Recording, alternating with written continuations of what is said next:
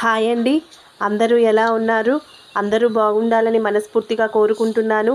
ఈ రంగోలీ గనక మీకు నచ్చితే తప్పకుండా నా ఛానల్ని సబ్స్క్రైబ్ చేసుకోండి. వీడియోని లైక్ చేయండి, షేర్ చేయండి. మీ అభిప్రాయాన్ని తప్పకుండా కామెంట్ చేయండి.